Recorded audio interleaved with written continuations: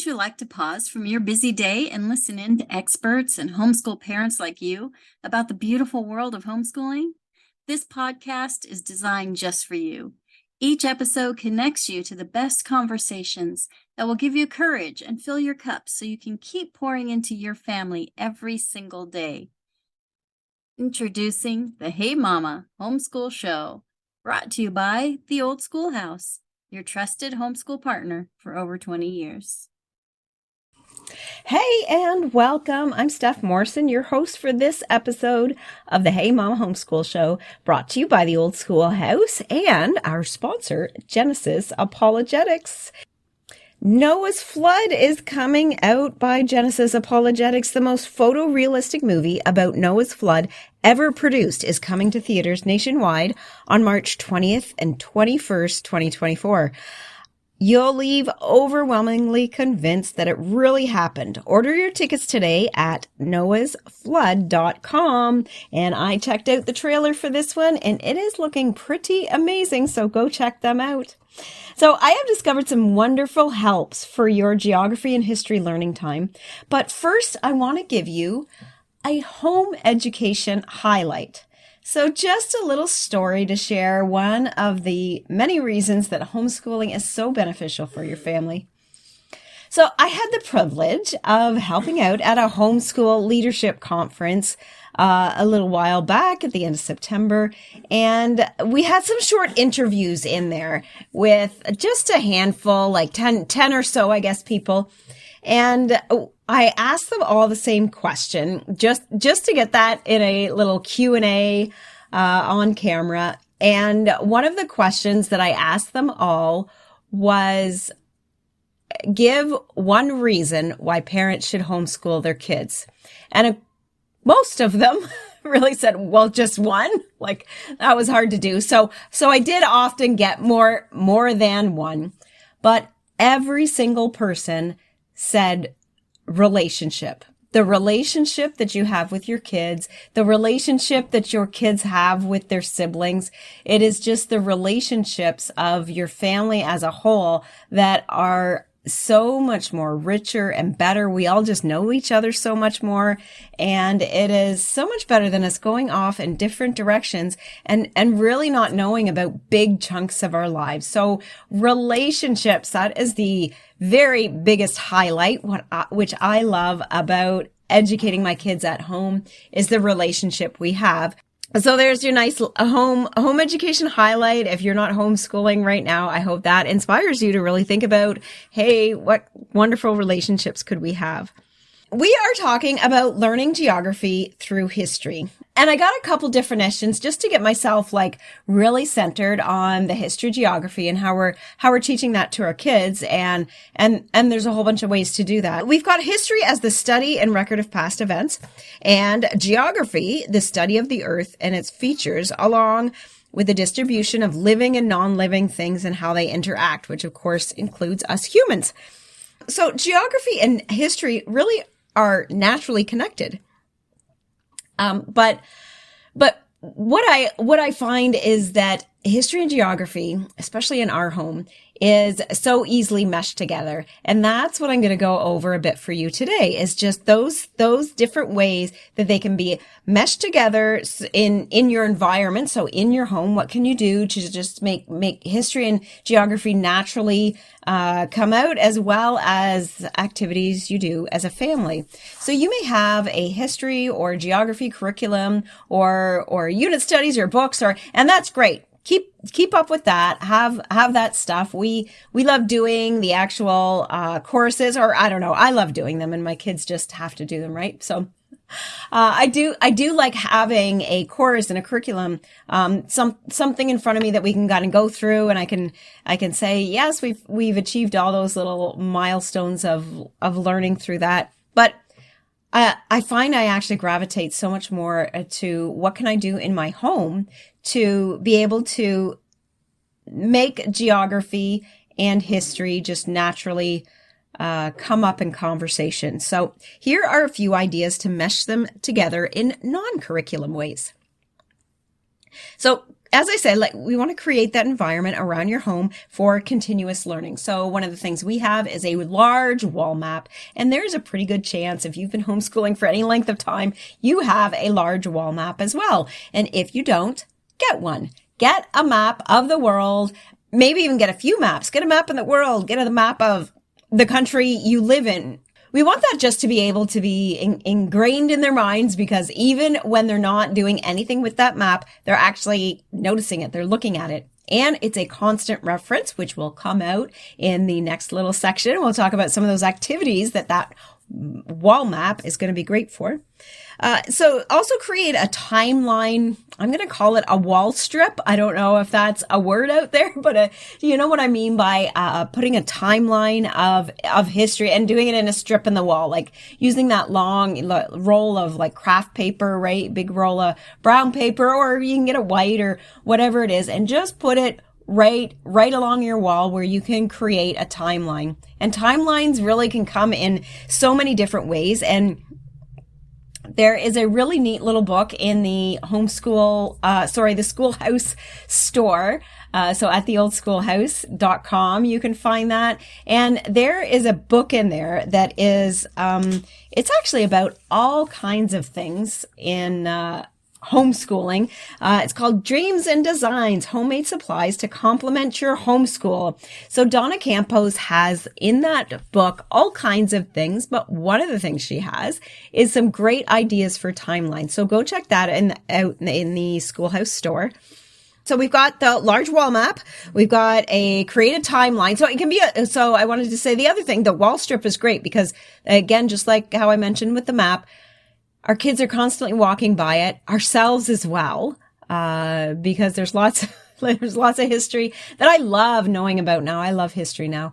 I didn't always going through school. I was a public school kid. It wasn't that exciting to me then, but I love history now, and I'm trying to pass that along to my kids. I can't say they're super excited about learning history.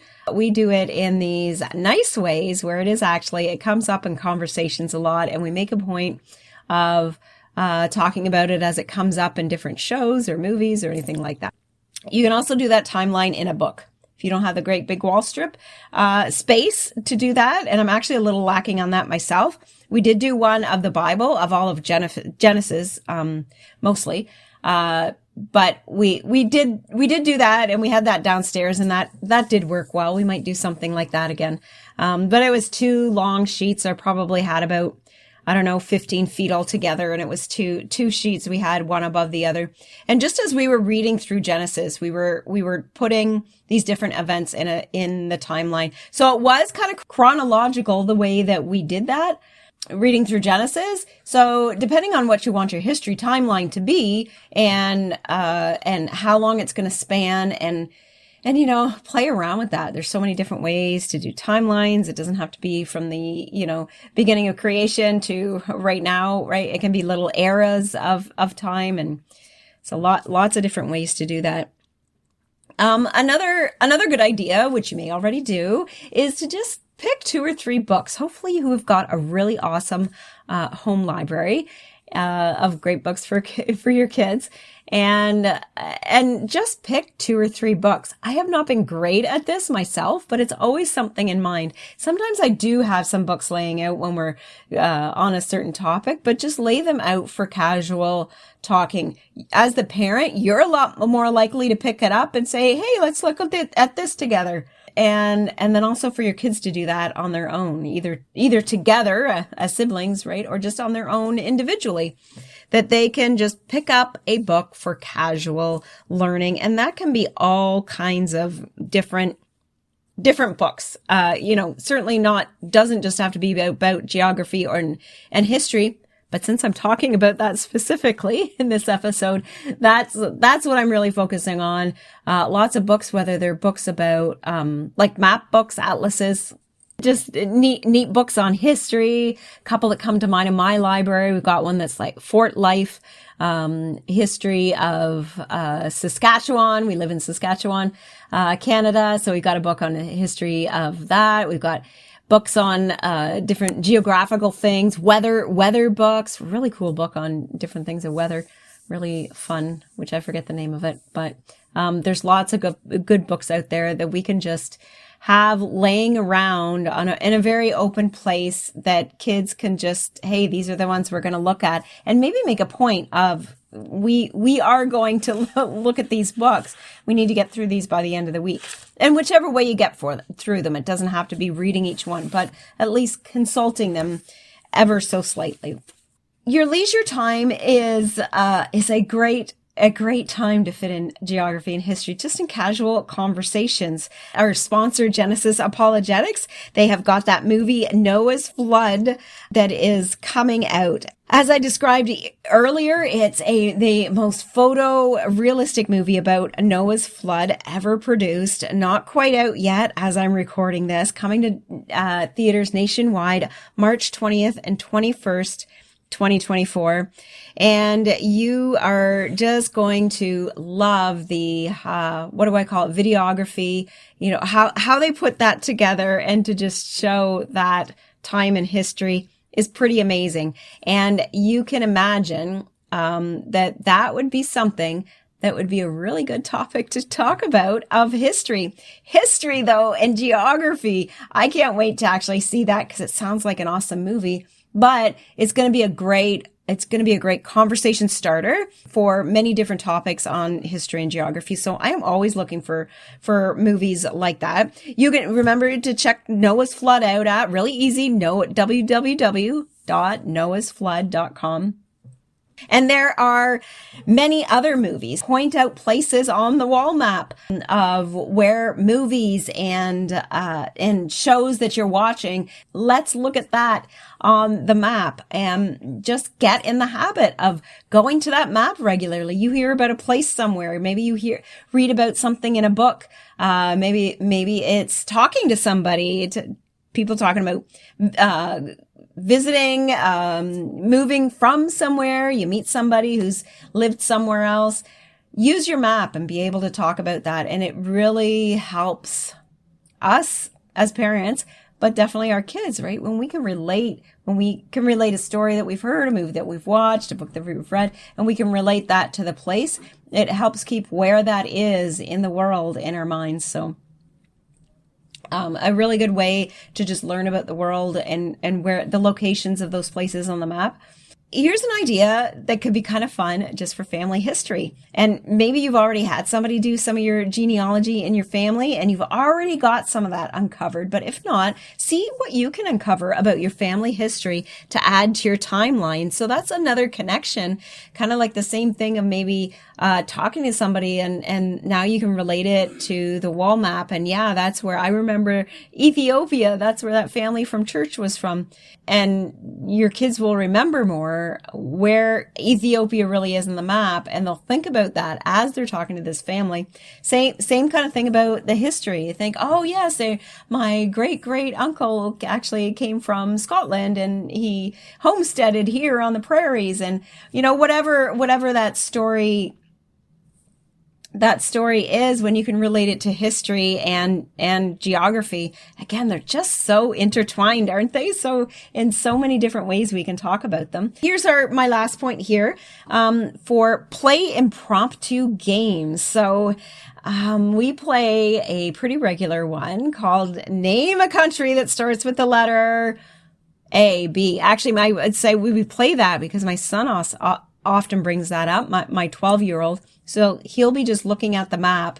And I think that's usually how it starts. He's looking at the map, and it's like, here's a country that starts with the letter C. Let's see if anybody gets this one, or the many other countries that start with the letter C. I think we've gone through the whole alphabet. We don't do the whole alphabet all at one time, but it's usually a few letters in a row.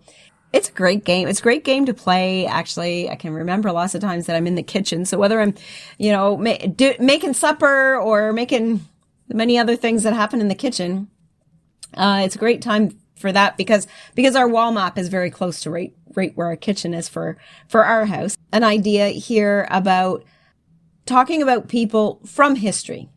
So you want to know the answers to it yourself, or maybe looking at something. You can just ask, so what was Sir Francis Bacon known for? And where and when did he live? So we've just recently been doing a study on Pilgrim's Progress by Paul Bunyan. And we've got curriculum for that. So one of the extra things learning on that was about different scientists. So one of them being Sir Francis Bacon. But fill in that name with anybody. Just have that come up. Like, make that part of conversation. And if you have probably got one or more of your kids, that if you start that a little bit, like they will keep it going. You don't always have to remember this as the parent. Your kids are great at these little games, like just starting them and bringing them up. And because they're so easy, you don't need any planning. It's just, they'll think of it in their head and they'll blurt it out, and it'll be a great time to be able to just everybody to remember that part of, well, whatever it is, geography, history. We've got these little card sets.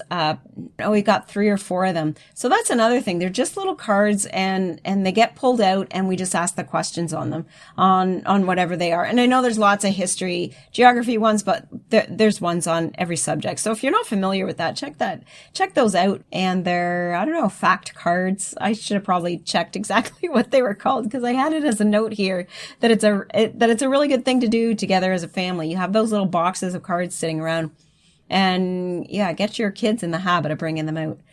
Fact sheets are really good.